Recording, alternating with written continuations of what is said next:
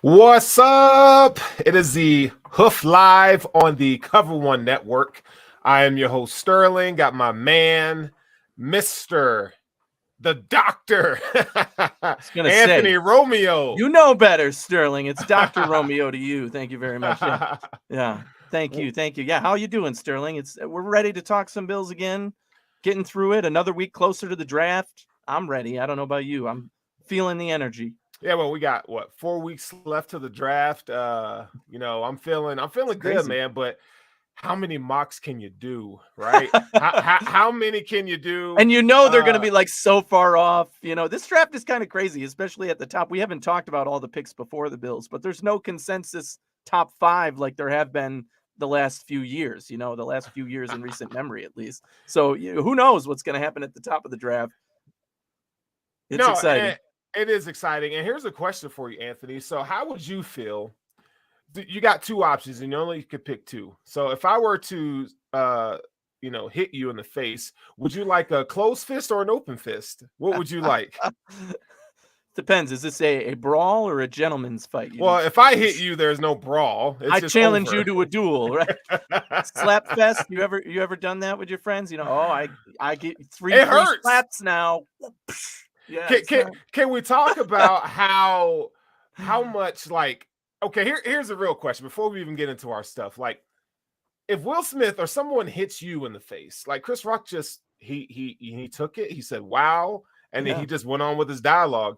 Like, it's composed. Yeah, that was very I don't know if I could do that. But part of it is also just the shock value, like, oh, holy crap, that just happened. And you in that present, you're like, I'm on camera, we're on stage, I can't make too big of a deal of this. So maybe in real life he would have at least reacted and said, WTF, man. What? Like, Jesus, man, I was joking or something. But in the moment he said to himself, okay, I can't overreact.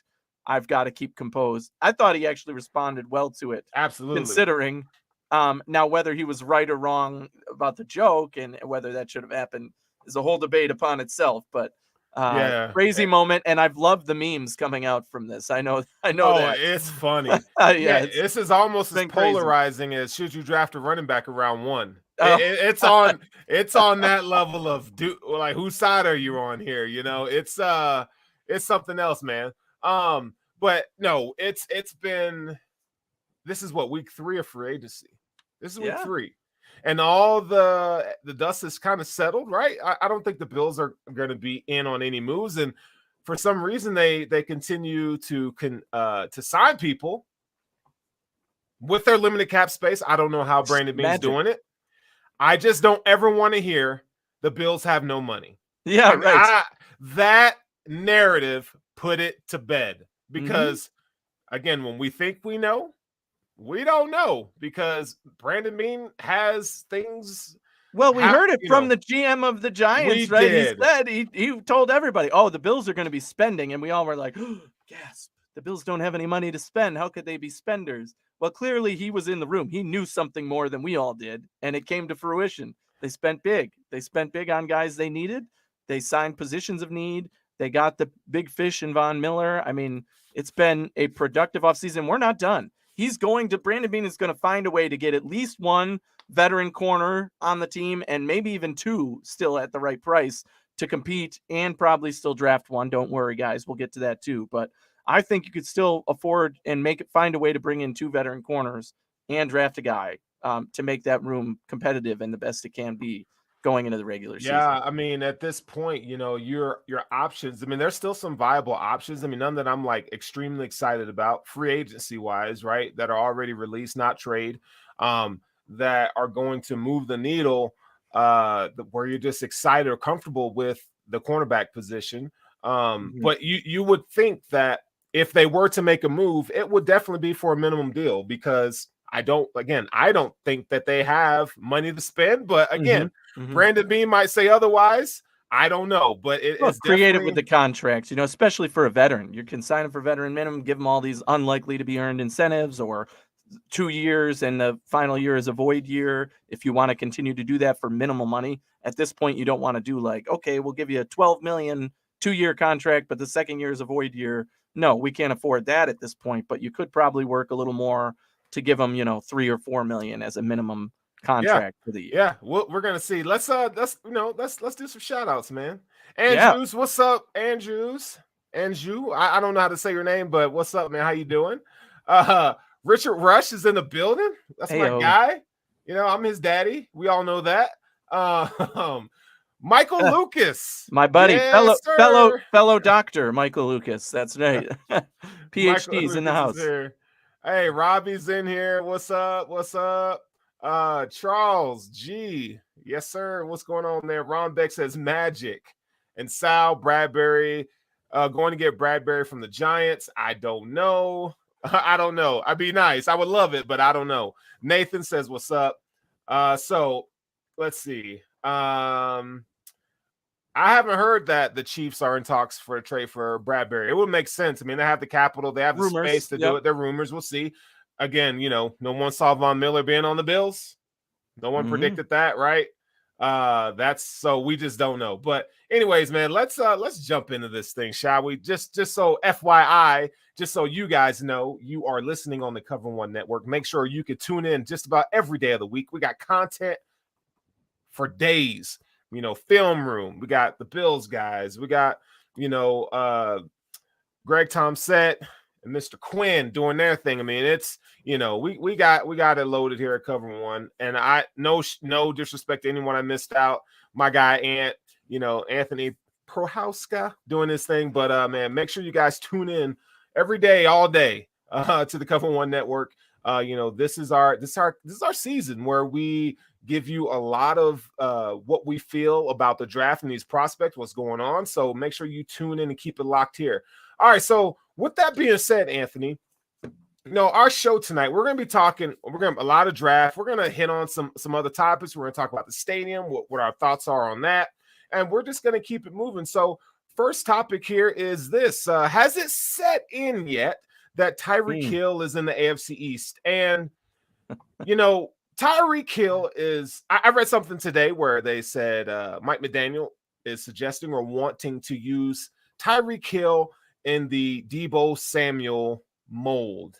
Now, we know Tyreek Hill was a running back at one point. He played in college a little bit, so he is a jack of all trades kind of player. But my thing is this. First, it's two questions that we're going to ask for ourselves, but what do you think about, Tyreek Hill just in the division? And then are you okay with putting him in a Deebo Samuel type of role? Everybody's trying to find the Deebo Samuel. Before Deebo Samuel, it was everybody's trying to find the Percy Harvin, right? Yeah. But Deebo Samuel kind of has taken that role, but it's kind of embodied like a real running back, real wide receiver with skills. We haven't really seen a lot of that. Cordell Stewart was another one, but he played wide receiver, little quarterback. He could do a lot of things. So what are your thoughts on Tyreek Hill in the division? Well, anytime you get one of the top elite wide receivers coming to your division, you're like, oh, okay, that's definitely, something to look out for. In this case, we got lucky because of his destination. I think I would have been more scared of Tyreek Hill on the Jets than I am Tyreek Hill on the Miami Dolphins, because I am just not a believer in Tua, right? So if you think this is now, to me, I laughed when I saw this move. This is good for the Buffalo Bills in my mind. Tyreek Hill leaving the Chiefs makes the Chiefs so much weaker. To me, they're not the favorite to win the division right now. Not when everybody else there has beefed up and you just got rid of your, best wide receiver, elite player, top level in the NFL. Miami, can they do the same thing with Tyreek Hill as the Chiefs? No, they don't have Pat Mahomes.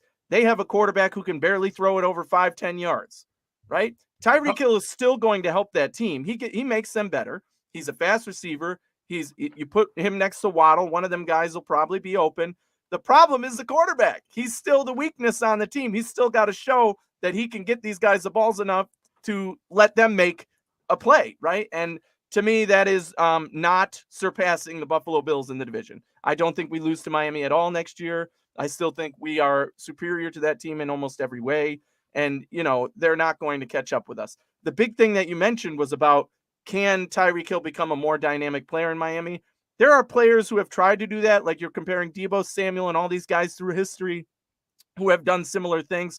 But the bottom line is, don't break what what's working, right? This guy works. He's Tyreek Hill. He's one of the best wide receivers in the NFL.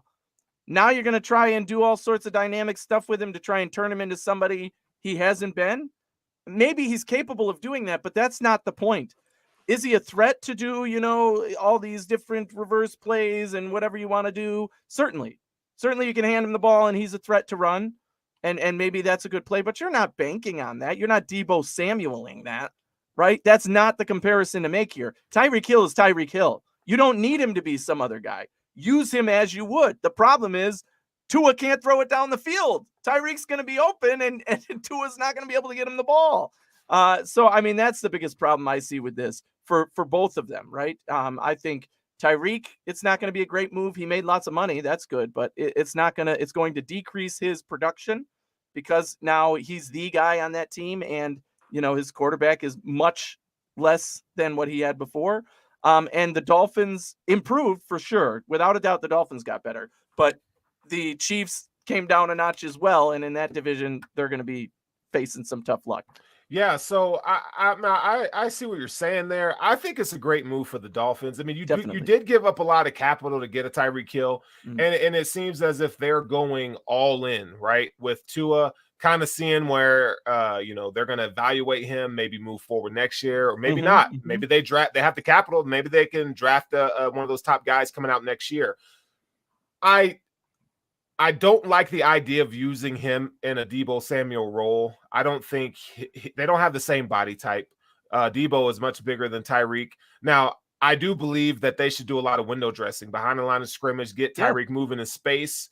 That would be great. And even every now and then, use him in a role like that, but not consistent, not the target shares that Deebo Samuel was getting. I mean, there were times where he was primarily their running back. I mean, just out of necessity, right? Elijah Mitchell goes down, Tyreek is in. So I don't like the fit in terms of just trying to make him, the Swiss Army knife kind of player. But I do like the fit, and there's a lot to be said about. We know Tua's, he's not a guy that's going to stretch the field. He's not a guy that's just going to throw it deep, right? But he can. I mean, he doesn't have the strongest arm, but he's going to. It gives them more of an opportunity to do so, right? For sure. When you have Cedric Wilson, who people aren't talking, we're not talking enough about. I actually love that signing, right? Cedric Wilson. Yeah. I mean, Mike Gesicki down the seam is great, and then you got Jalen Waddle, right? Jalen Waddle. I mean, he was giving the Bills kind of fits last year, just how they move him around and line him up. I think it's a great move. But the thing is that I'm excited about the idea of Tyreek Hill being in the division is that this gives the Bills, it just sharpens the cornerback room, sharpens the DBs on how to handle these offenses with a lot of speed. And they're going to get tested twice a year at least twice before they, in the division, before they even get to the playoffs. You got to deal with the Dolphins twice. I'm not sitting here saying, we've owned the Dolphins, and I think quarterback play is huge, but you typically with the Dolphins, we blow them out once and it's a tight one. We'll see. Maybe the Bills split with the Dolphins. I don't know. We will see. But the Dolphins are a better football team on paper. They not than the Bills, but they are better than they were last year. And they're really good on defense. So we're going to see. This is a new coaching staff, a new first-year head coach. I think there's learning curve that comes with all that. We saw that with Sean McDermott. So we're going to see. But I think it's really fun to think about that the Bills will have a little bit more competition moving forward in the division. So, and I agree with your point there. Rick James says, agreed. Hill will not be as good without Mahomes. That's true. Certainly That's he's true. Take a step I mean, yeah, you got the best quarterback in the league with Tyreek Hill going to Tua. That's going to be a drastic change. So I think the best thing for this offense is to get Tyreek the ball in space any way you can do it, but I don't want to see it as a running back. It does open up stuff for Waddle. Like, that's a big deal too. I mean, Waddle was my favorite wide receiver in the draft last year. So, I mean, he's going to get more opportunities to get open. He's no longer the number one threat on the team. Granted, they do have other guys like Gesicki, and they've made some good signings like Wilson, who I love. I think that's a great move. But they're gonna improve overall in production, but I don't think it takes them as far as they want to be, like winning the division. So, Rodgers and Mahomes Packers trading Adams and Tyreek. Oh man, the memes. I mean, these have been flawless. Hey, Chris Rock's teeth are just white. They look like chiclets. I mean, it's just amazing, just the detail that from a slap. And Will Smith's slap, like he hit him so quick, like it was just quick and seamless, like pow, like there's no wind up. It was just like boom, just in your face, bruh. Moving on here. So Josh Allen changes the overtime rules. Joshua Patrick Allen. Now, this is a rule that wasn't proposed by the Bills. There were two other clubs. I think the Colts and the Eagles were two other clubs that proposed the rule change. But the rule change is this. Each team gets a possession in the playoffs, not in the regular season. Yep. But the idea was that was the greatest 20, 30 minutes of football that fans and NFL execs and that we've witnessed in a long time, maybe the best. I mean, that's high praise, and that's not coming from me. That's coming from people who make money, who make the money in the NFL, saying like Josh Allen deserved another chance. The game still hurts. We lost the game. It pains me to this day. Certainly. But it's really cool to see that Josh Allen is having an impact on the league and how the league views overtime. I mean, I prefer more college style rules, right? Yes. But if this is a step that we need to take, so we can get to the, maybe that format, I'm all for it. So what are your thoughts when you saw that today? I love the rule change, obviously. A lot of people have been reaching out, my friends, like, oh, you must be so excited for this rule change. And I'm like, well, yeah. I mean, I feel like the NFL should have done this years ago. So, yeah, it's a great move, but it doesn't help me. It doesn't fix the 13 seconds. It doesn't change what happened in overtime to the Bills in the playoffs. It doesn't take away the fact that I think if we get past that game, the Bills win the Super Bowl this year, and we're having a different conversation now. So it sucks that it doesn't change what happened in the past, but it's good that the NFL finally recognizes after this is not the first time this has happened in a playoff game where one team got possession and ended a close game. It's probably one of the most entertainingly controversial action-packed games because of the score and the situation and how they came back to tie it at the end. It was an intense game, and I think that this one was finally, obviously, now that they've changed the rule, the straw that broke the camel's back or the bubble that finally burst, So it's a good change for the NFL because it makes the playoff games a little bit more competitive. It's fun, right? You don't want to see a game end on, they just happen to get the ball first when it's two offensive juggernauts who go back and forth. I mean, the defense does get paid too, and I've heard that argument as well. And there is a certain excitement about sudden death, right? About like, oh my God, they threw it deep. They went for the touchdown because they knew if they got the touchdown, they'd win, and they won, and the game's over.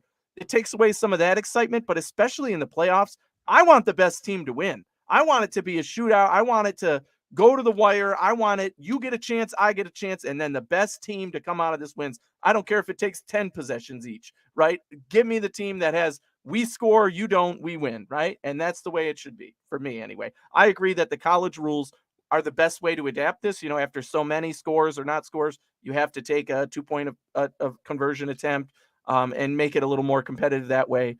But, one step at a time. I like this move. It's the right move to make. I'm glad it finally happened. It doesn't just help the Bills. In fact, it doesn't help the Bills. It helps the entire NFL. We might not ever be in an overtime NFL game again, but it still changes the rule in the right way moving forward. Well, even I think, and when I say college rules, I probably should take a step back. The old college rules this year, they were doing, one play possessions. Oh, right. That is not the way. No. Yeah, I knew that is not the way.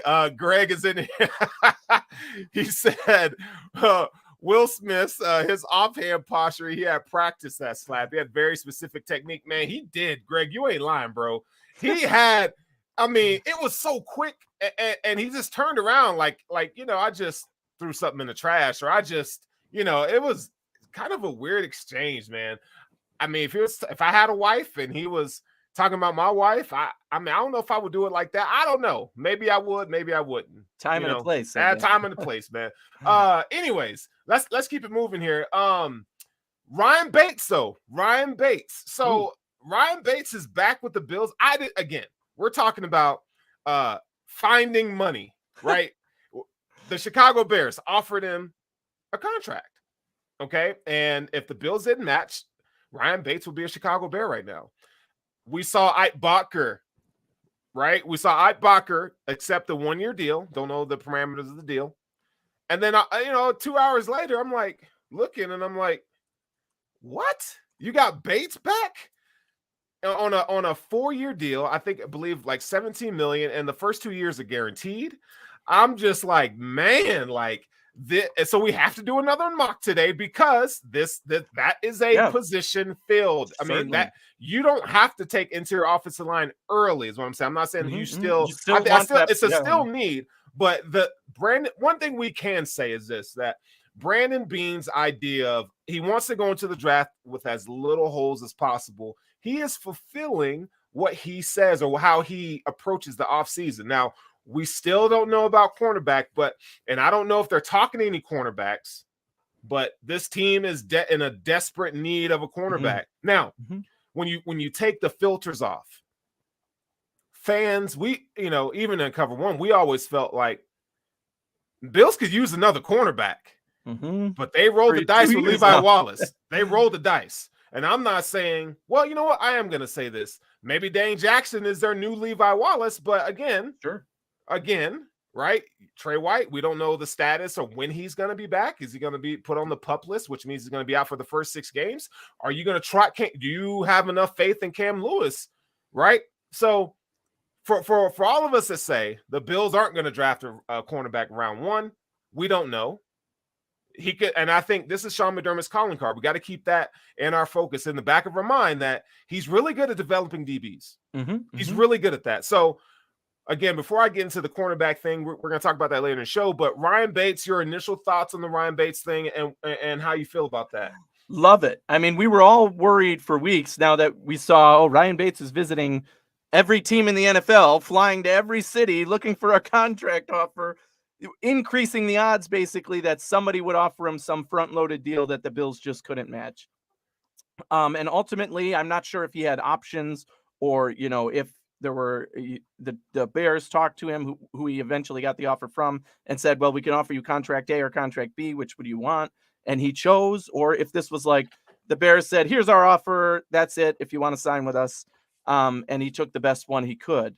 But the layout of the deal, again, was in a manner that Brandon Beane was like, okay, I could do that. You've basically done the job for them, right? Like, I think Greg Tomstad always puts this well, that it's great. He can go out there and field offers, and they're doing the work for Brandon Beane, meaning what is his market value? You tell me what his market value is, and I'll tell you if I'm willing to match that or not. And in this case, it's a 4-year deal. You get this guy for 4 years.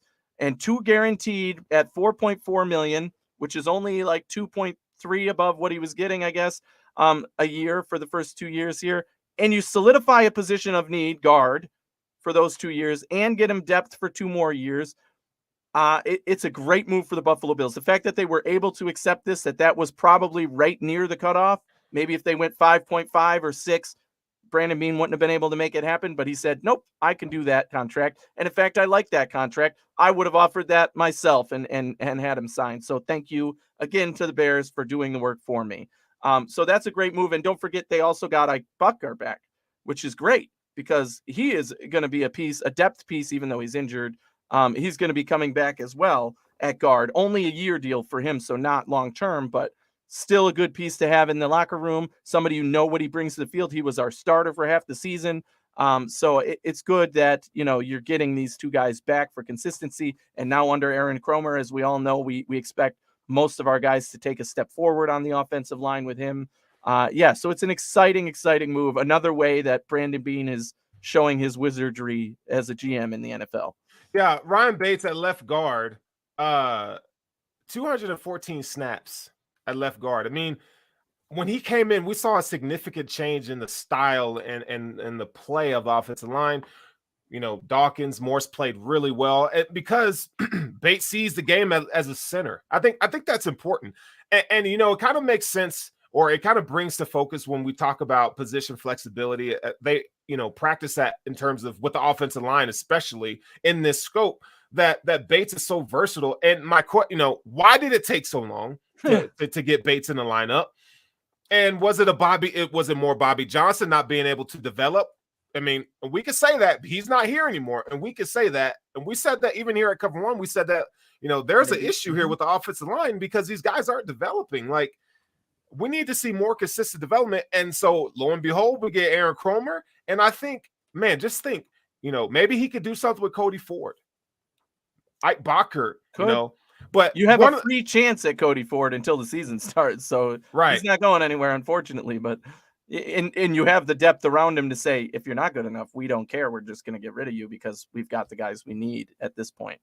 Yeah, so I think Rick Bates, he opens the game up in terms of his versatility and the fact that he can climb to the second level. Yeah, I mean, he just like Mitch Morse can. I mean, Bates is really good, and I think it's going to ease the pressure, across the line. You got a proven veteran in Roger Saffold, and so that's only going to, Saffold is going to play left guard, Bates is going to play right guard probably.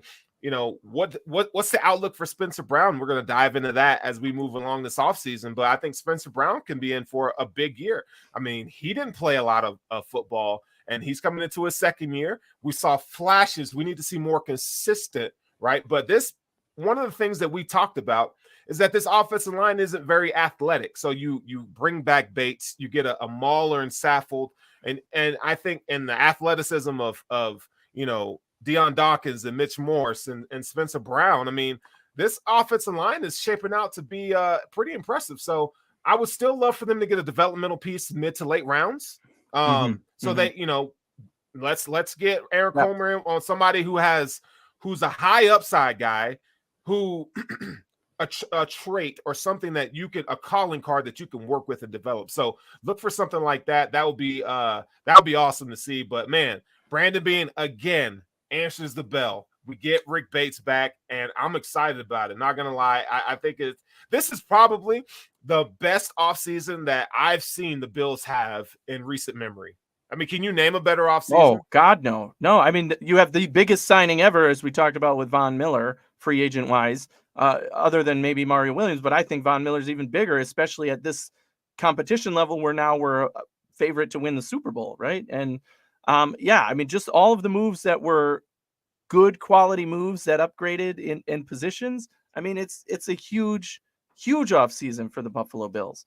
Everybody's talking about the Buffalo Bills being the Super Bowl favorite right now. And that's because of the work of Brandon Beane and Sean McDermott building this team up to what it is now and having the resources and being smart enough to know how to build the team into what it is now.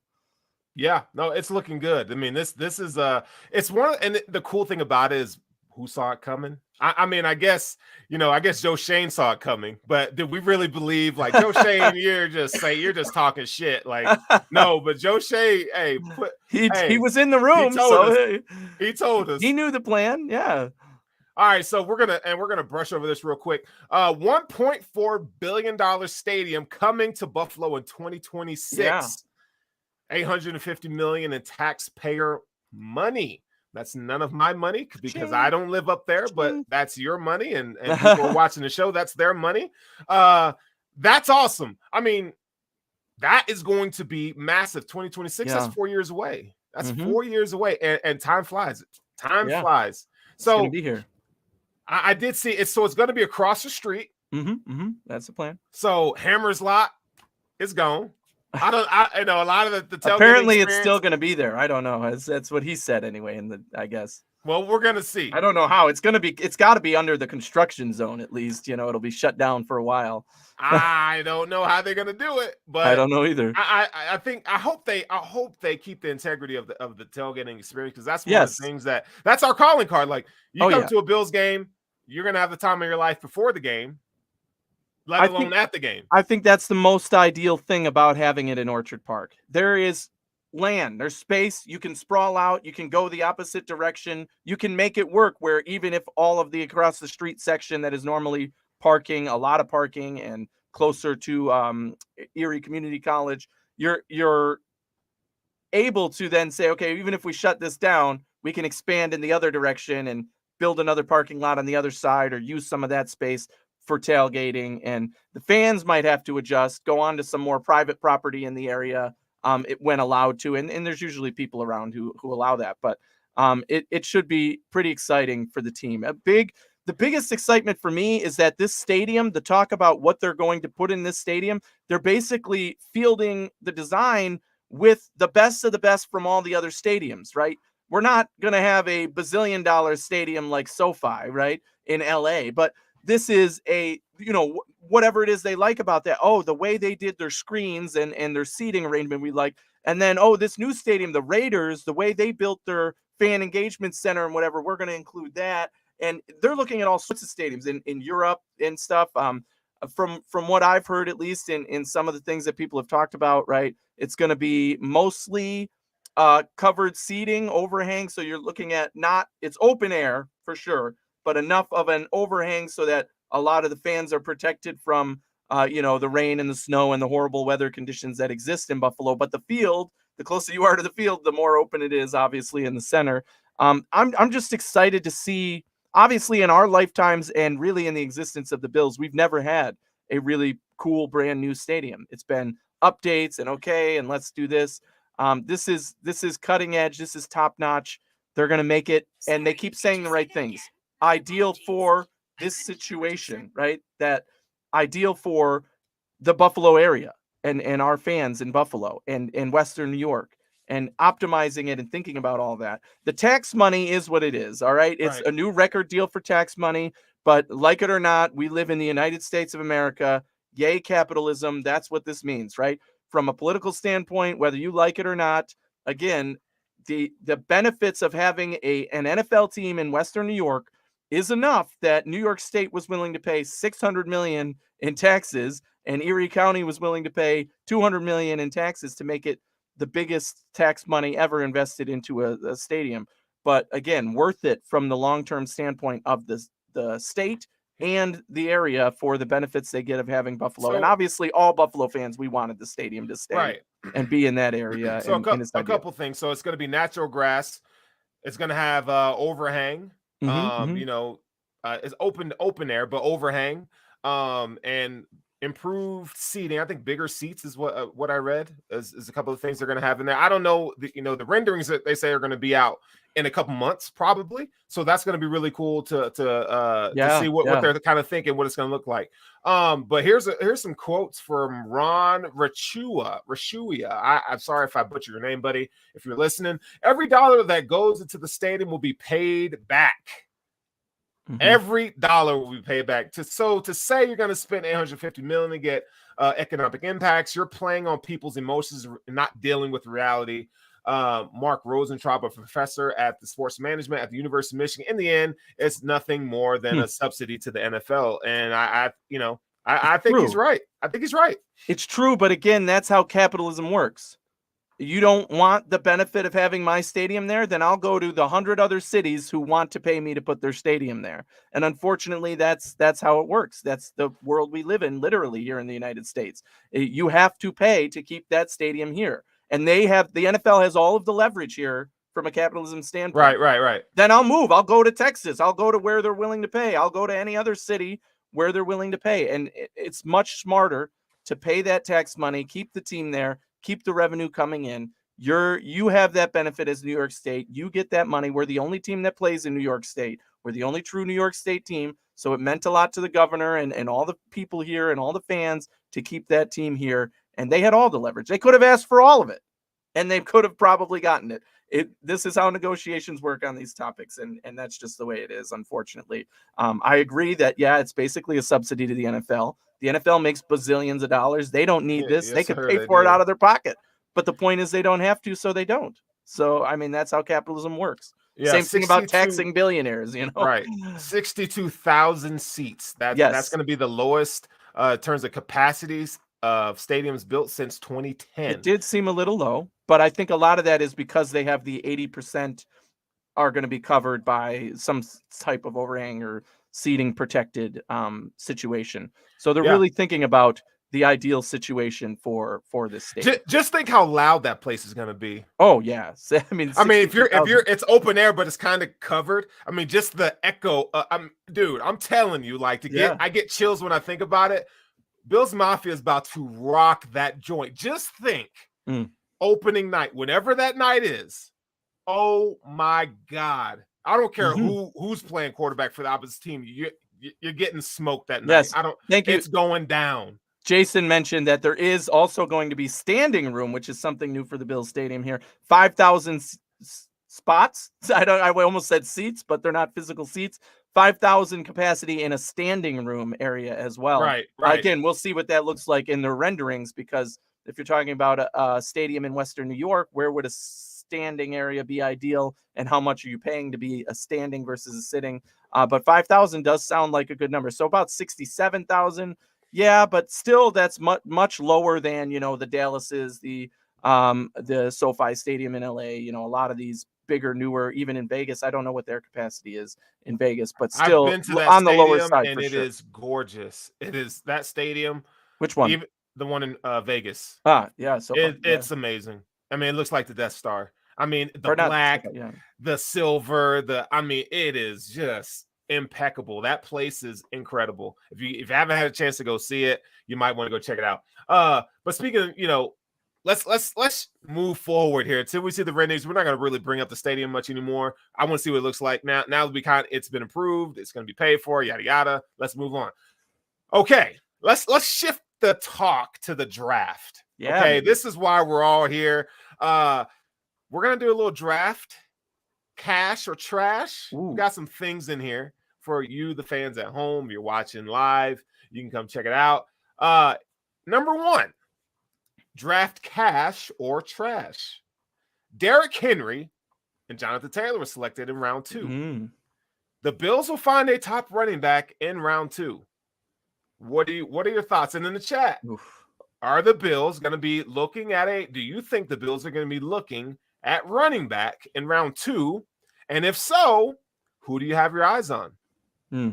I'll tell you what, I'm going to say trash for this one, because I do not think the Bills will. You would just hate the Bills drafting running back altogether. Why? I do. You're right. You're right that I'm biased in that way, but I'm saying that I think there will be other quality players in rounds 1 and 2 that the Bills go for instead of running back. And that is my honest opinion, not my biased opinion. I don't want the Bills to pick running back in round 1 or 2. If there is a running back in round 2 and they end up picking one of the top running backs in this class that can Jessica says, hell no. Thank you. Right? Hell no. Trash. No running back in the first 2 rounds. Trash. But the real reason that I don't think they will invest that quality in rounds 1 and 2 is because there are quality running backs to be had, for me at least, in round 4 or 5. You can get the same type of thing you'd need, which for me is speed dynamic in this running back room later on, right? Wait until the later rounds to get a running back. If the best guy on your board, who maybe you had as a top 2nd round or late 1st round, is there at late 2nd round pick at our pick, then maybe you do take him. But I honestly don't see that happening, because I think they would still value offensive line, cornerback, all these other positions over a running back in 1 or 2. Now, after that, who knows? They haven't been lucky with running back in round 3, so I don't want them to pick a running back there either. 4 or 5 sounds about right for this draft, though. There's lots of guys later that they could get. Yeah, I'm gonna go trash on this too. Even though I love my running backs, I just don't see, in my opinion, from the film I've watched, I just don't see a guy that's worthy of a 1st round selection this year, even at round 25. Now, this is the NFL, and we see stuff that you go, what? Like Cleveland Farrell, picked at number 4 for the Las Vegas Raiders a few years ago. I didn't think he warranted that spot. I mean, there's, Alex Leatherwood's another one. I didn't think, he's offensive tackle. I didn't think he should be drafted where he was drafted. I mean, we see that kind of stuff every year. I don't see it. There's national pundits who would say Breece Hall is that guy that could be drafted at 25. There's people that say, the guy from Michigan State. Oh, Kenneth Walker III could be drafted at 25. I've seen it all. I don't think it's happening this year. I would be surprised. I mean, this is the year Brandon Beane's surprising all of us. I don't think he's going to go that. I don't think he wants to cause Armageddon and Bills Mafia if he drafts a running back round 1, but I could be wrong. So many reasons. Go back to my tape last year, and it still applies this year of why not to pick a running back. There's positional, the value I just don't think the talent meets value. Exactly. Right. And 4 or 5, they're hits this year, I think. The other than the 2 listed here, Derrick Henry and Jonathan Taylor, there's a lot of other starting running backs who came in late rounds and became stars. Yeah. So that's why I don't like taking it early at all. All right, here we go. You ready? All right. Cornerback is a big enough need that the Bills should reach in round 1 to get a top talent. Ooh. That one? You go first on the. What are you saying? Cash or trash on this? I'll let you go first since I took the last one. I've got thoughts. How many teams? Well, first of all, how many teams really admit that they reach or will say that they reach for a prospect? So even if we had him there, we had him there. He was exactly on our board. We got our guy. He was our guy, and you're like, you're full of shit. Yeah, you are full of shit, sir. Like the shit train's coming. I smell it, and it's stopping for you. Pick up your shit. Listen, I don't want to reach, and just because you need a quarterback at 25. I don't, if the value's not there and you don't feel like there's a guy at 25, the problem I have is this: there's a good chance a lot of the top corners are going to be gone before the Bills pick at 25. Yes. I mean, we're talking Derek Stingley, Andrew Booth, Sauce Gardner, Trent McDuffie, Roger McCreary, maybe, right? Those are my top 5 cornerbacks. And there's a good chance that none of them are there at 25. That is a very solid chance. So, so you're going, did you say McDuffie in there? How far down did you go? You said Stingley, Gardner. Those are probably going to be both gone. Yeah, they're gone. Booth, McDuffie, Elam. Elam to me. So one of these guys, he's got a third round grade. I just don't. His tape is too inconsistent. I need to see more. So you're saying trash for Will the Bar? Yeah, I got to go trash on that. I think I would lean toward trash because I also don't like the word reach here, but I'm going to go cash in the fact that they're going after cornerback. They want cornerback, and they're in a situation where, you know what? Even though the next corner we have is 10 positions down our board, we're going to get this guy because he's the best fit for us and he's the one we want. Ideally, in this situation, what would happen is you start calling teams at the top of the second round and you say, anybody want to get back in round 1? Anybody coming back in round 1? Hey, we'll sell it cheap. We know what the value is. We just want to get back into the top of round 2, and you can give us that pick and, a 7th round next year or something, cheap, because we're just looking to move down and get value for what we're drafting here. So they'll sell it. They'll get the position. Then you can pick the guy where you want him, the cornerback that you wanted in the position where you actually had him on the board. So that's ideal. But here's a question for you. If not, I wouldn't blame them for just saying, you know what, we're at 25. We can't find the right trade partner. The guy we like is 10 picks down our board. We're drafting him right now because we don't even want to risk it, and that's our biggest need. And I'd be happy with that. So that's how it worked out. Would you trade up for a cornerback? That's a lot harder for me. Okay. Let me put some more parameters around it. Outside the top 10. So you're moving 15 spots from 25 to 10 or to 15 or 17, or would you trade up for a cornerback? Now, keep in mind, I'm going to paint the picture here. I'm going to tell the story. Yeah. Okay. The Bills aren't going to have, how many roster spots are actually available per draft capital or how many picks we have? All those guys aren't making the team. Like for instance, we took Jake Fromm in the 5th round. He ain't on the team. Right? So are you willing to trade up for a cornerback? It's a tough thought, but the reason I'm saying no is because it would most likely cost us, obviously, our 1st round pick this year and our 1st round pick next year. And I'm not willing to do that. So if you're talking 5 slots and they could somehow manage, we'll give you our 1st this year and our 3rd this year or next year or something. Maybe if for example, whatever guy you went down to for your 1st round, I don't know where you ended, McDuffie or Booth, one of these guys is still there 5 picks before the Bills at 20, right? And you got to trade up 5 picks to get him. And that's where, and there's another team in front of you who's looking at cornerback. Then maybe you do say, we'll give you 25. We'll give you our 3rd round pick. We'll give you next year's 2nd round pick, whatever it might take. And will you do that? Sure. Definitely sign me up to take the right player at the right time in that situation.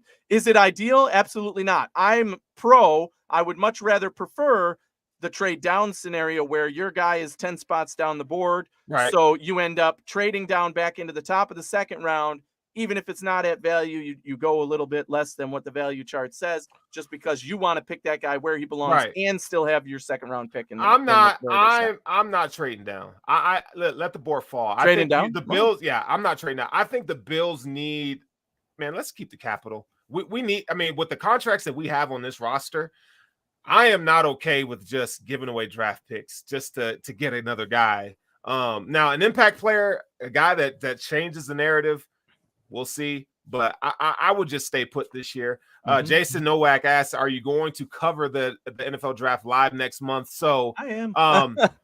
I either want to be there, or I'm definitely going to cover it, whether on the network or I'll do like a Twitter Spaces live on round one if I'm at home watching. But I really want to be there, so we'll see, Jason. We'll let you know. Just so you know, the Cover One plan, everyone. Thank you for listening. For the draft, Anthony Prohaska and I covered it last year live on Thursday and Friday, and the Cover One is covering it again this year.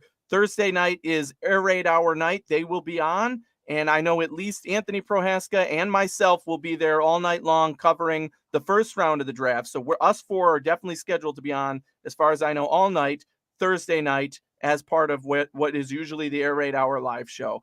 Friday night, Anthony Prohaska will be there hosting live. I will also be there again Friday night covering the draft, and we will have other guests from Cover One joining both on Thursday and Friday, whether that's for the whole show or just parts of it coming in and out closer to the Bills pick, for example. But we will have live coverage again. It was so much fun last year. I can't wait to do it again this year, and I hope you all tune in for it because, we're going to be talking about all the players, and the knowledge on the Cover One network is some of the best when it comes to the draft. So it's a lot of fun to cover it with them. And, we'll have the info on all the guys leading up to the Bills pick. We're still Bills-centric. We're still going to talk about every pick from a Bills perspective. Cover One's going to dominate the draft. Let's be honest. That's what we do.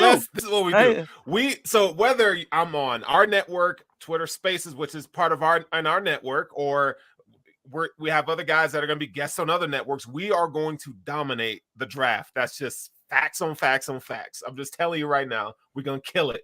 But I don't know yet. So we're going to see. But anyway, let's look at this.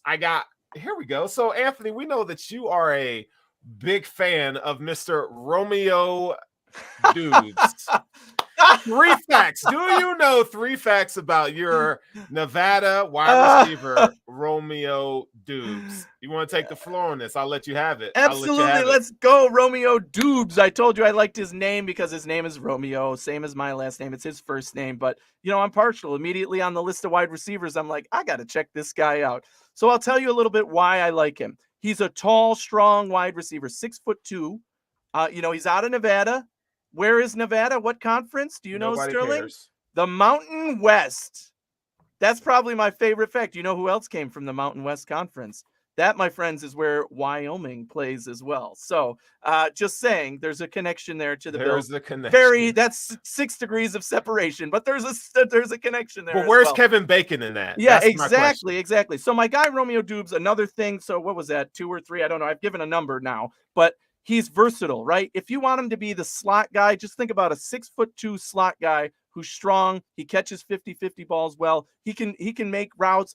His tape pops. I mean, it's against non-top tier opponents, of course, mostly in college football. But you see that this guy literally at 6'2" as a wide receiver stands above his opponents. He's able to contest catches. He's able to run routes and get open. He didn't have the greatest quarterback in college football either, meaning the passes weren't very direct at him. He's still able to log in those, grab in those footballs, make it work. His hands look good.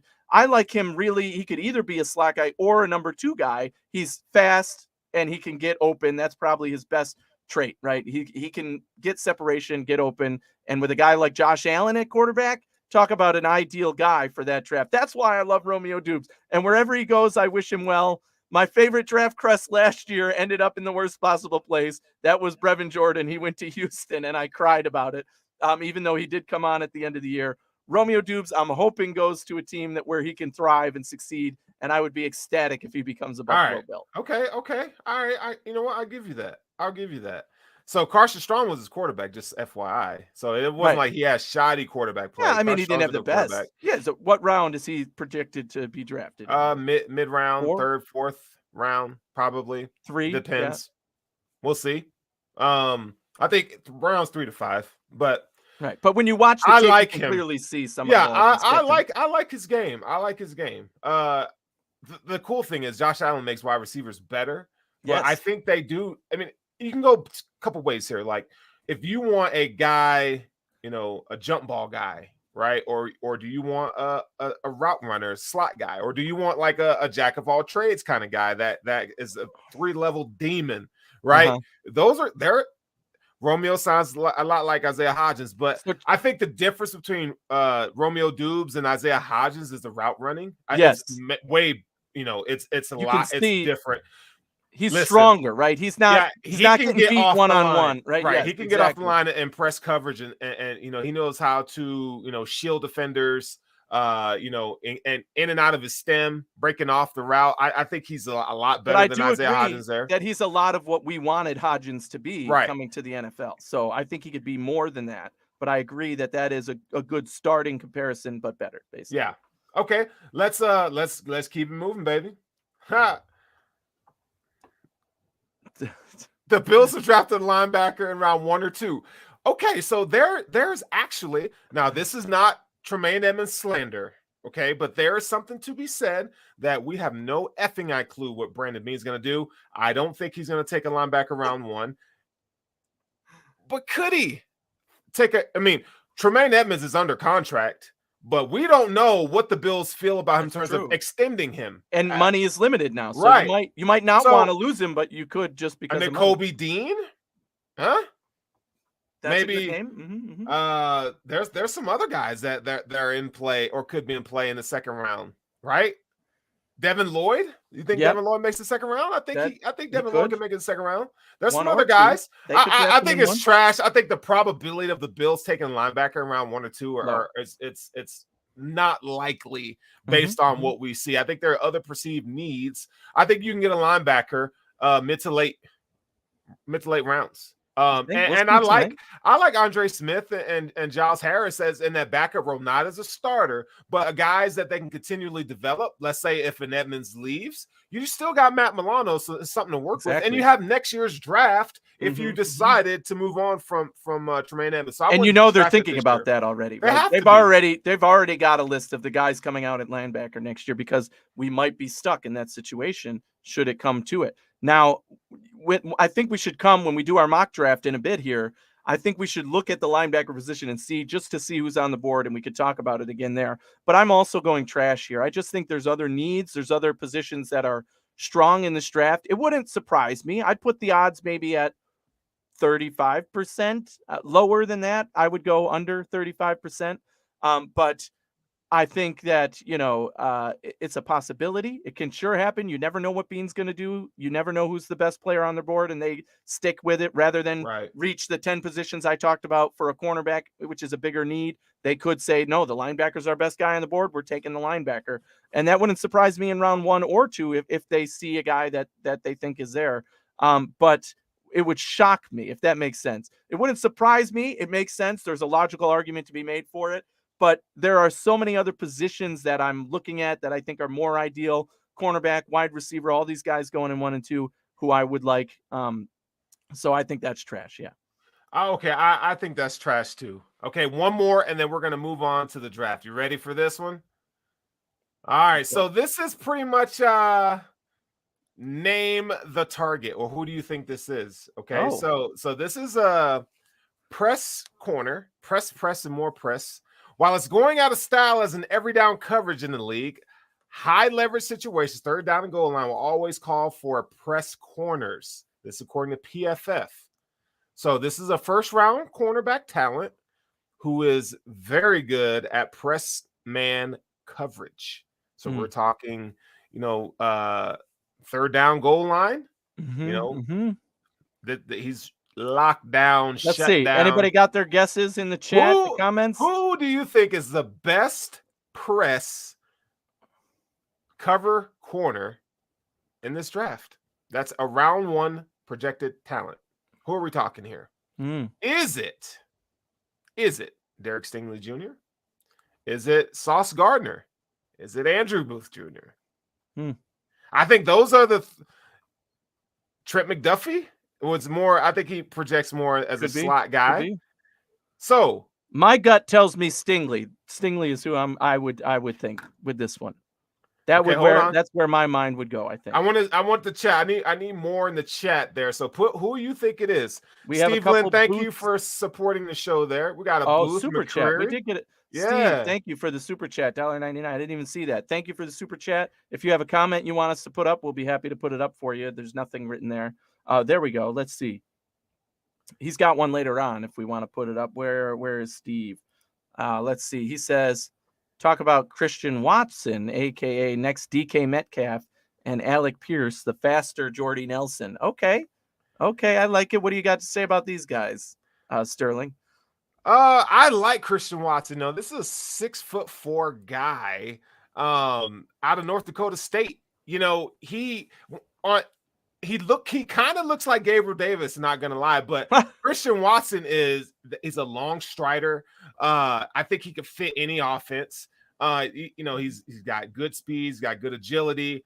I love his hands, man. He has, dude. The guy he's money. He's straight buckets. But I think he can really fit into that number 2 role, that traditional kind of possession wide receiver with speed.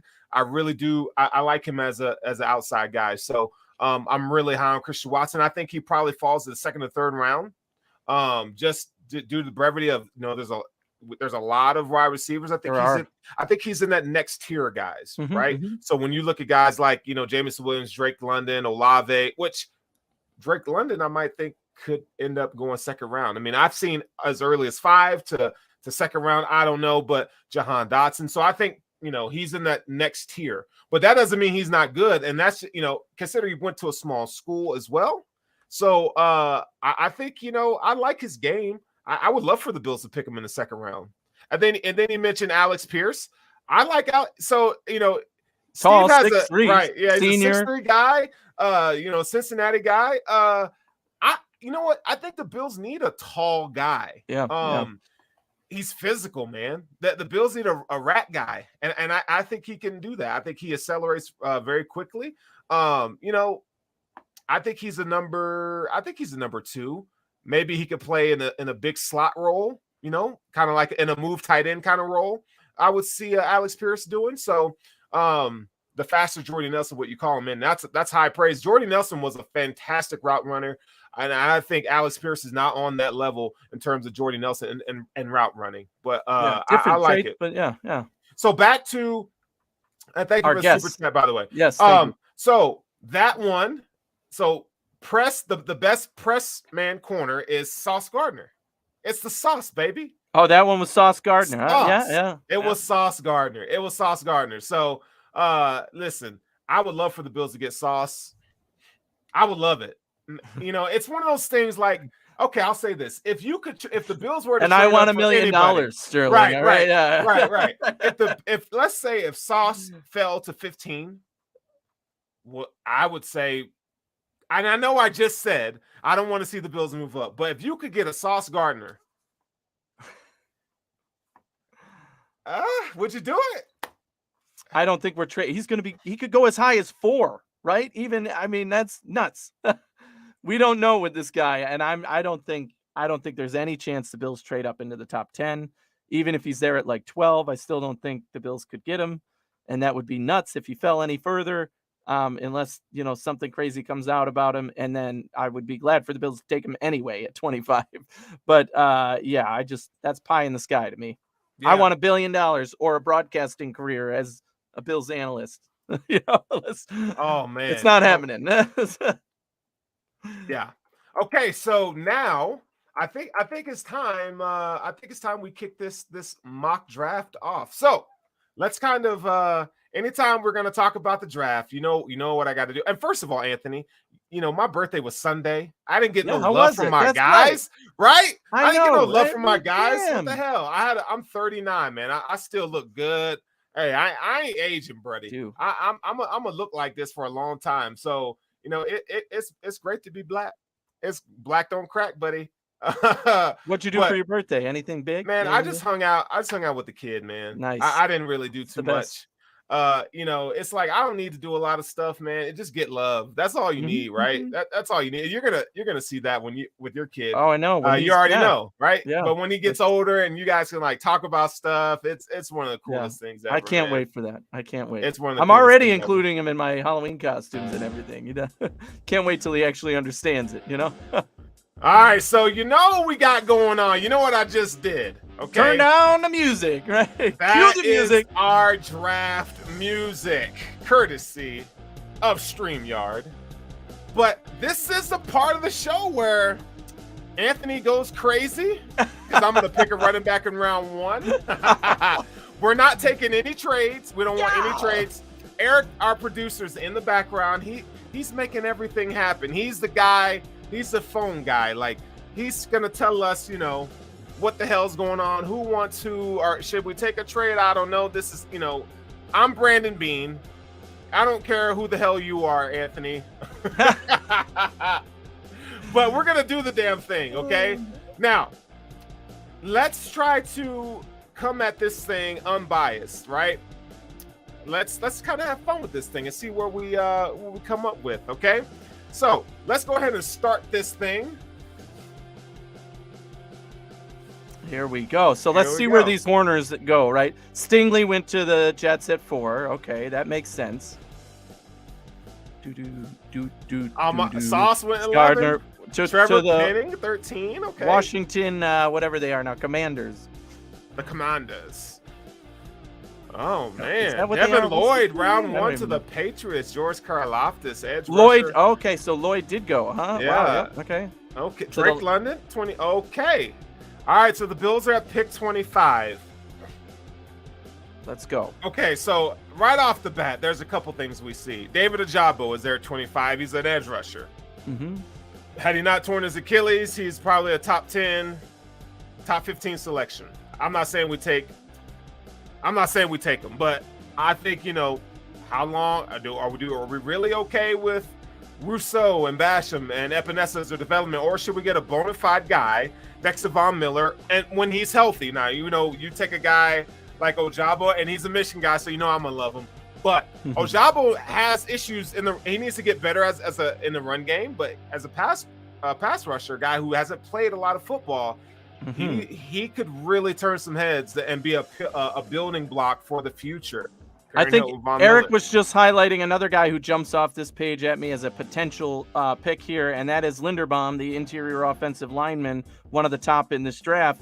And if he's still there at 25, I think the Bills definitely have to consider if he's the right fit for them. We know they've done their due diligence. I couldn't tell you if they like him or not, but certainly when I'm looking at this board, that is a name that jumps out to me at interior offensive line. I don't know if you have a preference of Linderbaum or Kenyon Green, but I think Linderbaum would be my pick there at interior offensive line. Okay, so we got Kaiir Elam as a cornerback at 25, and this is what I was talking about running into this.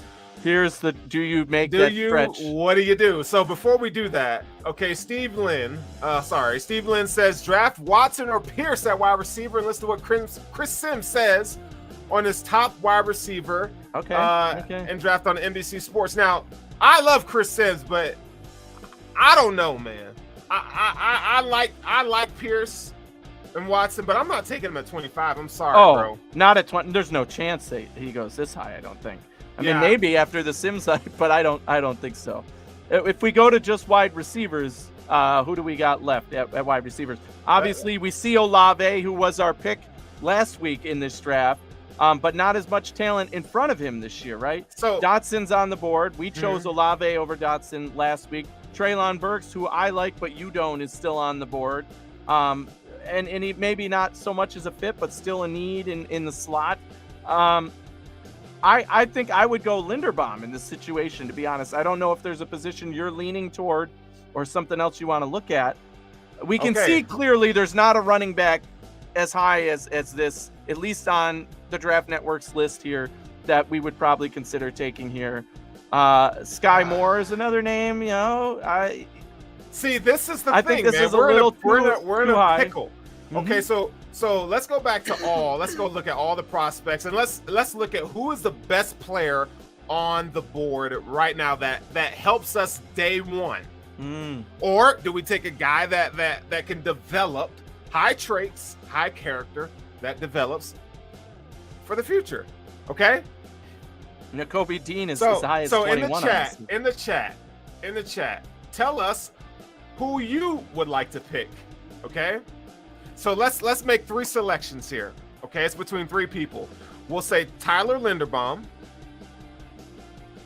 Olave was our pick last week. He's still there. So let's take Olave out. Let's say let's go with Jahan Dotson and David Ojabo. Of those 3, because we took Olave last time. Okay, we're not gonna take Olave again. That'd be just to the same thing. Tyler Linderbaum, Ojabo, or Dotson. Now, I can make a case for Tyler Linderbaum. Okay, this is a guy. I think he's scouts say that he's a generational talent. It's his measurables that people are kind of hung up about right now. But the guy, when you watch his tape, he can play. He's going to be a little bit in terms of his weight. He's slim. Tyler Linderbaum's he's not as we want a little bit more beef, right? But the guy can move. I mean, he's a force. Okay, and then you got David Ojabo, who I just made a case for. Yes. Okay, and Jahan Dotson. Dotson is a guy that dude can play. I like Jahan Dotson a lot. He offers you something in return game as well. You're getting a guy that can play in the slot, can play outside. It's so hard here. I think I would still go Linderbaum based on this. Okay, I took Olave last week. I'll let you have round 1. We'll go Tyler Linderbaum. Is a great selection. It is. I think you can pair him up. Let him and Bates. He doesn't even have to start day 1. Yeah, exactly. He's competition. Right, and we don't. Roger Saffold is probably a 1-year fixture, so you can put him at left guard next year, or put him at center, move Morse to guard. And keep Bates at right guard. I'm watching the board here. Elam is still up there as a cornerback, right? Some of these guys we talked about, Roger McCreary, Kyler Gordon, we're still going through the numbers. It's at what, pick 51 right now? Is he going to make it to pick 57? We'll see. I don't want your freaking trade. Yeah, we don't want to trade. Okay, we're at pick 57 now.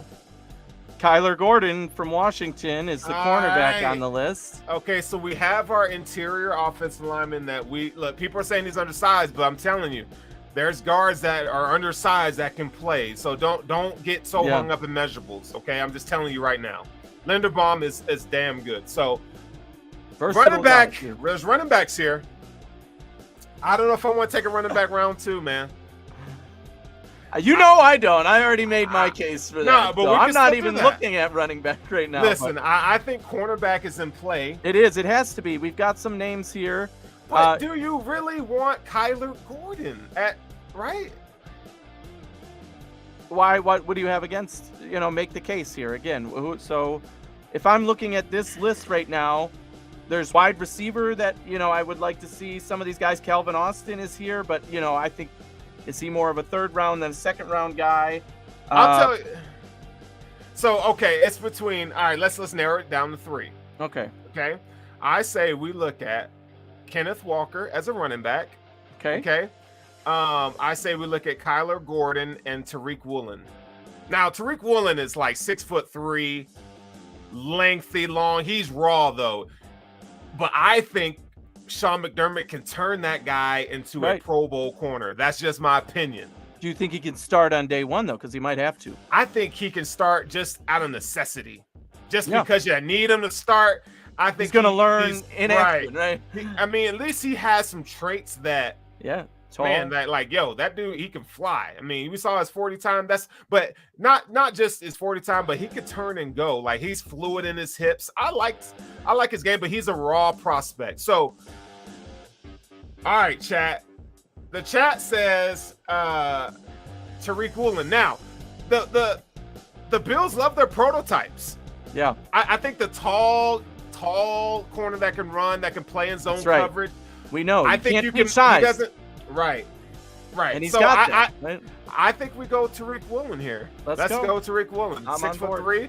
I love his size, man. His long arms, dude. Give me Tyreek Woolen. And we know that in if history speaks for anything, the Bills do like their size, right? And that the set when it comes to skills that you cannot teach, size, right? You know, versatility, things like that. They love that. We have our corner. He's got that. We have Linderbaum and a guy at corner that can turn into a Pro Bowl cornerback, in my opinion. I think Sean McDermott can turn that guy into a hell of a player. Okay, round 3. So we got interior, offensive line, we got cornerback, round 3. Kenneth Walker just went in round 3 here to the Broncos at 75. Okay, to the Broncos? Yeah, interesting. I don't think that's going to happen. I don't know either, but whatever. That's what they did. Okay, so here we go. Okay, Brian Robinson, Isaiah Likely. I like Brian Robinson. That dude, he's a mauler. That dude, he's nasty with it. He's nasty with it. But it's between 3 people. I think running back is a good. Okay, you know what? Running back, tight end, and linebacker. Let's do that. So Isaiah Likely's in play. If we're talking running back, what about James Cook? That's what I was about to go. Okay. He is one of my favorite players in this draft. I love James Cook. I think he gives you a lot in the passing game, and he's got a little wiggle to him. Brother of Dalvin Cook. I'm not saying he's going to be as good as Dalvin, but who the hell knows? I think he was in a crowded backfield in Georgia. I think a guy like James Cook could be, but linebacker is the third one. Linebacker is a sneaky need for this team. We don't know what's going to happen with Tremaine Edmonds. Are they going to extend him? So I do like Troy Anderson. Okay. I like him a lot. What about him sticks out to you? Because it looks like, for position-wise, he's further down the board than he's played every damn position that you can think of, man. I mean, this guy's played damn running back, everything, dude.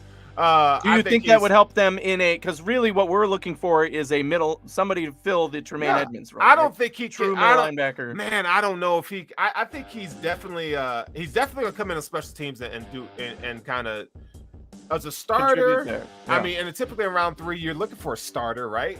You want a guy that can develop. So I'm gonna say that we take James Cook. I'm gonna go James Cook, man. Running back here. Ugh. I know you hate it. I hate running back this night, but it's okay, I guess. But you're gonna like Anthony in round 3. That's not bad value. No, that's it's not. Value. You're right. If those guys are still there in round 3 and they take them, I will not be mad. I'll just think, I probably would have taken a tight end or somebody else in that position. Notice, and keep in mind that the Bills take guys that are high ceiling guys that aren't developed. They've shown.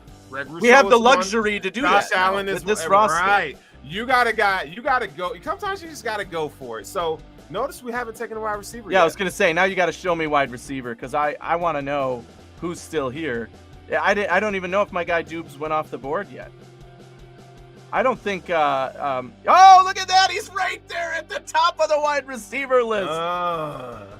We got to take him, right? He's a wide receiver. He's there. I've made the case for him. He's okay. 6'3".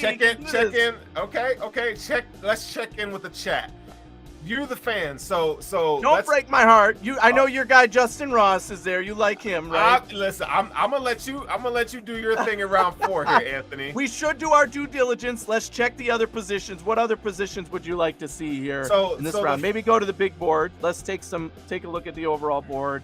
See, we already took a running back. There's another cornerback. We could go double up on that. We skipped last week. In our draft, interior defensive line was our second pick. Travis Jones, I think that's a steal in the second round. I loved that pick last week. This week we have not picked an interior defensive lineman yet.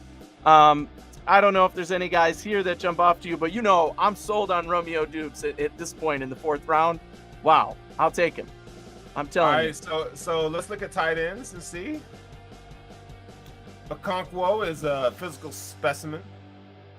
Garrett Prince at UAB is not bad. Charlie Kohler. I mean, I think these are guys that you can get late. Right. I think so too. That's what I'm looking at. Thinking they're all of these guys. I think of them the same way, right? They're projects. They're not like starters on day one. It's going to be what skill set do you want? This guy's a really good blocker. This guy is a developmental receiver who can, be a star. Okay. I think so. I'm still sold. We need wide receiver, and Doubs is on the board. We got to go with him. All right, let's go with Doubs, man. Let's go with Doubs. Do it. Let's do it. Let's Doubs it. There we go. All right. Romeo got his Romeo. We got my guy in the right position. I think in the 4th round. Wow, that's great. I expect him to go probably more early 4th. Even though my draft crush Justin Ross is there, we skipped him this week. We'll skip him. This is definitely working out very different than our draft last week. Right, and it needs to be, and it's going to be different. Yeah. Different flavor altogether, for sure. Okay, so now we're in round 5. We don't have a lot of picks left. Okay. Darion Kendrick is a guy that just interior defensive lineman, probably. We could talk about cornerback again if we think we need to double up there. It's going to be interesting. Oh man, my guy Pierre Strong Jr. I love him, but we're not taking a running back right now. We already took one. Yep. Okay, so Justin Ross is still there. Wow. I don't know if I could do that. Like back-to-back receivers this late. You can, but interior offensive lineman Cade Mays is hanging out there. Jack Sanborn is a linebacker that I like, but I think we can get him around 6 out of Wisconsin. The guy, he's a guy that he's good. I like him. Let's look at safety. See, there's so many running backs here that I think you could still take. I don't know, a safety, huh? You're going safety here? Well, it's round 5. I mean, why not get a guy that you can? I'm not saying we take him. So let's scroll back up to the list here. You could. I wouldn't be surprised. If they're this is where at the point where McDermott and Bean are thinking, what guy do we like skill set wise that can come in here and we can turn him into an NFL football player starter, right? Tight end. It's definitely a need. I'm a big tight end guy. I want to draft a tight end. Last year was probably the year to draft a tight end. This year, again, there's not much inspiration for me on this board right here. Let's see what else. Let's look at corners. Man. When in doubt, go totally corner. Double up on corner. Oh my God, Isaac Taylor Stewart. I like him. Darrell Baker Jr. is another small school guy that I think could be a guy the Bills could look at. I mean, more of a he's your Levi Wallace kind of guy. Yeah. He's your Levi Wallace. Undrafted even, yeah. But we're not taking him there. Kalen Barnes, not bad, but I don't think he. Did we already check out the linebacker? Let's look at linebackers. Nate Landman, I just don't think the need's here. Not here. I can't do it here. Okay, go to the big board then, and let's go to the big board. I'm not taking no. God no, no way. Interior offensive line again. We could double up on that, but that's probably the best pick here. Or wide receiver. We're making the case again that wide receiver wouldn't be a bad move here. I need to apologize to you, and I need to apologize to our fans, because if it's about best player available, the best player on the board is Pierre Strong Jr. And I would totally take another running back. I would totally do it. Let me tell you why I would take. Hold on. I don't want Zach Moss. Get rid of him. Devin Singletary, You came on at the end of last year. He's only got 1 year left, so you're right. You could totally redo this backfield right now. I think Pierre Strong Jr. gives you a full complement. He gives you everything that you want in a running back, I think, at this value. Now, James Cook, we know is going to be your pass-catching guy. Duke Johnson, I'm not really sold on Duke Johnson. And Devin Singletary is slow as shit. So you admit that we took running back a little too early again. No, we did not. I like James Cook. No, yeah, hindsight is 2020. You don't know that this guy's going to be on the board in this position. You're taking the best. If you're taking the best player available, I think Pierre Strong Jr. is the best player available right now. I'd rather have any other. I'd rather double up on wide receiver and go Justin Ross. Because you're just trying to make me happy. Doubs could be your number 2 type, and Ross could be your more slot guy.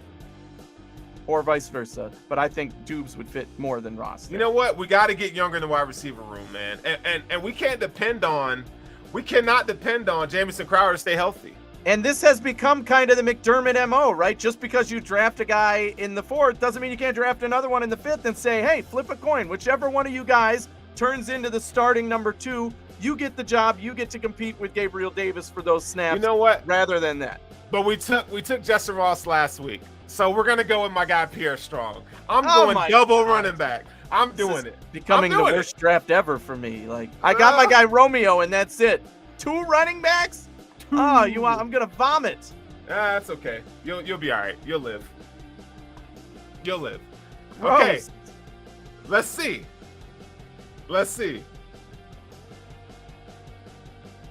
Okay, who's available? Cade Mays still on the board. That's Cade Mays is still on the board. Wide receivers. Let's see. Somebody you like? Jean Delance. Jeffrey Gunter from Coastal Carolina. I like him. I like Cade Mays. I like Mr. Swing Delance. tackle. That could be a good move for this team. What do you think about? Do you know much about Jeffrey Gunter? I know him from Coastal Carolina. And being, one of these guys who could, because he's coming from a smaller school, be more underrated and play bigger than he's expected. I think this is where we get our linebacker. What do you think? Could be. I think we get our linebacker here. Let's see what's available at linebacker.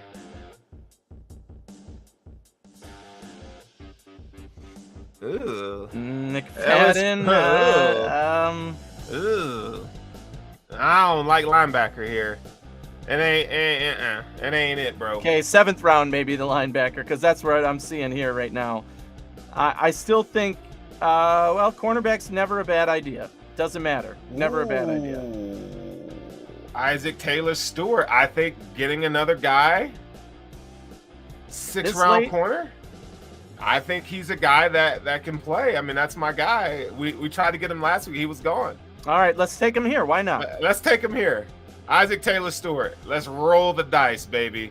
We got another corner. We doubled up on corner. I like it. We're going to need it. And signed a veteran. Right. 2 and signed a veteran. Yeah. Now, if only we hadn't taken a running back in round 3, we'd... Hey, best player available, buddy. I didn't think he was the best. But... Okay, Matt Ariza. Oh, did somebody just take him? He's gone. Oh. Off the board. The only punter on this list, I think, isn't it? Oh, that hurts my soul. Surprised he didn't go earlier, to be honest. Oh, he only went a few picks before. 198. Okay, where's Stone? Where's my guy from Colorado State? Stonehouse or whatever the hell. Where's my guy? Can we search him? Yeah, I don't know. Punter. Look for punter. Where's the punters? Hell. Where's my guy? Colorado State punter. Can you put in his name in the search? Yeah. You might have to do it that way. Stonehouse.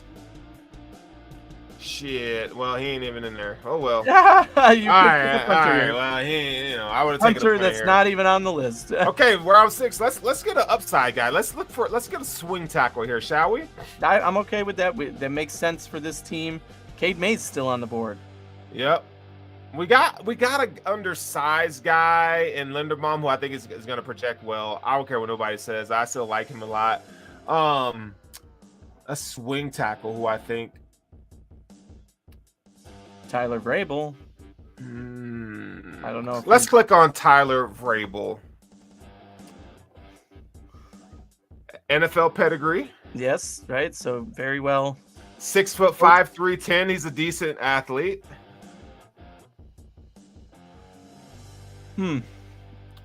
Name alone there would be something that increases his value probably. Right. Pedigree. NFL pedigree. He's been trained his whole life for the NFL. I don't know much about the guys above him on this list, to be honest with you. So he would probably be the first name I gravitate toward. And again, when you're this late in the draft, you're picking the guy you like at this point. Okay, It's not about the numbers anymore. Right. Okay, Myra Cunningham. I like him. I like his game. He's a tackle. Go back to tackle. Swing tackle. Go to Myron Cunningham. There's not gonna be any data on him really. Okay, but he's a behemoth of a man. Okay, SEC pedigree. He's raw, man. He's raw. But I think not a bad if you're gonna get a guy. Cromer wants people to coach, right? So I think we can roll the dice on him. Let's go to the big board though. Let's see before we draft him. Let's see what we got. We were talking linebacker. Micah McFadden is the first name I see on this list. You know what? Cole Turner. I think that should be the pick. A tight end. We don't know if we're going to be able to keep Dawson Knox. I do want to draft a tight end. Cole Turner's your guy. I think we go with Cole Turner here. End of discussion. I think we go with Cole Turner. Another Nevada guy. That gives us 2 Nevada guys. Look at that. What in the hell? Mountain West, here we come. Yeah, right? I do like Andrew Stuber. He's a Michigan guy, but I don't think he's going to project well in the NFL. All right, we got one more pick. Pretty much can pick. We've already got 2 cornerbacks, 2 running backs. Only 1 wide receiver, so we could go wide receiver again. We could go swing tackle. At this point, safety would make sense if you want somebody to develop. Let's go safety. You pick one, Anthony. You think we need to go safety here? Amari Carter, Miami, okay. Yeah, special teams guy. Oh, man. Oh. Let's see. What about wide receivers? Okay, I'll make a case for Isaiah Polamalu. Okay? Not to be confused with Troy Polamalu. Yeah. But this is a guy that can play that safety linebacker hybrid role. Now, Matt Milano was a safety at Boston College. Okay, I'm not saying these guys are similar, but I do like his size and length. Okay, I like this pick here. I think we can get a Isaiah Polamalu. If you think he could play that role, kind of like the Cyron Neal role, if you will, right? Like, yeah, I like it then. But he's not going to be. He can't play the boundary. He's not a cornerback, but I think he can give you a box safety. I think that's yeah. I think he can give you that. So that's our guy. You saying he's a little nickel, or is it? He's 6 foot. Yeah, right. He's a gigantic nickel. He's a thick nickel. That boy big. That boy big. He's a slow nickel, right? That's. I think that concludes. All right, that's the board. NFL mock draft for the week. Not gonna lie, the highs and lows here for me. Romeo Doubs, obviously a guy I've been targeting and wanting. 2 running backs is not ideal for me at all. I think reaching or going for cornerback in the 2nd round was good. Not my favorite mock draft yet. I'll say that, but some good pieces there. And if this was the real draft, we gotta mix it up. If this was the real draft, I'd be happy with it. There's talent there that can help this team now, right? I think that's what we can be happy with. All right, so our picks. Linderbaum, round 1. Tyreek Woolen, round 2. We got James Cook. I mean, those are 3 guys that could start right there, right? Romeo Doubs is a nice piece, little sprinkle. Hey, Pierre Strong Jr. I mean, look. This is not a bad draft. Even though we took 2 running backs. Brandon Beane took 2 defensive ends, round 1 and round 2. Yeah, but they're both made the roster. 2 running backs here. What are you doing with your other running backs? Who said you want to pay Devin Singletary? You want to pay Devin Singletary? What are you going to do with him? This year, he's on the roster right now. We got 3 viable, solid running backs who could do multiple things. You don't need Zach Moss anymore, anyways. Well, you don't. But it's just running backs, so you hate them. Just like Eric hates kickers. Isaac Taylor Stewart, late Cole Turner. This is not a bad draft, man. This is not bad. We could have got a swing tackle, but we did it. We didn't, right? Linebacker, we discussed it at many points. We didn't. But, again, these are guys who can help the roster now. I wouldn't hate it. I would have my highs and lows, but I wouldn't hate it. And it's pretty good. Not too shabby. And it's different. That's the whole point. We did completely different approach than last week's mock draft. That's what we got to like. I like it. All right. I like it. All right, so we're gonna close that up, I just want to let everybody know that we've enjoyed this episode of The Hoof. Hope you guys have too. Make sure you like, follow, subscribe to The Hoof Podcast and to Cover One. And any Bills fans you know out there, non-Bills fans that you know that just want to check our show out, man, please do. We're going to be doing mock drafts every week till the draft. But we're going to try to have guests on to get their ideas, put them in the hot seat, see how they do. But anyways, man, you guys have a freaking fantastic week. It is your boy Sterling and then my guy Anthony Romeo, and we out of here. Go Bills.